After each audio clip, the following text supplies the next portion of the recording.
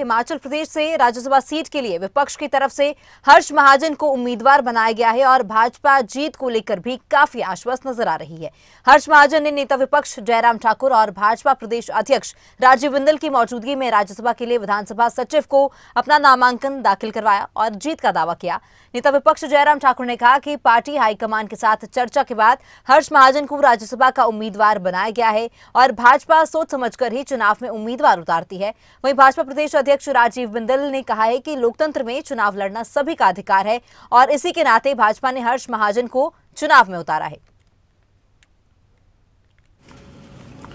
एक तो पहली बात के लोकतांत्रिक व्यवस्था के अनुरूप हम काम कर रहे हैं, ये अधिकार है। और जहां तक आप पूछ रहे हैं कि अचानक निर्णय लिया, भारतीय जनता पार्टी आराम से आ जाओ, जो भी निर्णय करती है सोच समझ के करती है और कई बार निर्णय अचानक होते हैं। और दूसरी बात जहां तक हमारे कैंडिडेट के संदर्भ में है, हर्ष महाजन जी हमारे पुराने साथी हैं, इनका बहुत एक लंबा अनुभव है और उस दृष्टि से राजनीतिक क्षेत्र में काम करने के लिए सहयोग और समर्थन से किस प्रकार से हम आगे बढ़ सकते हैं, उसमें सब लोग इकट्ठा होकर के काम कर रहे हैं। और जहां तक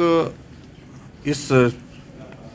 चुनाव के संदर्भ में आप पूछ रहे हैं, मैं सिर्फ इतना ही कहना चाह रहा हूं कि भारतीय जनता पार्टी ने हर्ष महाजन जी के रूप में जो कैंडिडेट हमने राज्यसभा के लिए यहाँ पर इनका नॉमिनेशन अभी हुआ है। लोकतंत्र के अंदर चुनाव हमेशा लड़ना चाहिए और ये हमारा दायित्व है और हम उस दायित्व का निर्वहन करेंगे,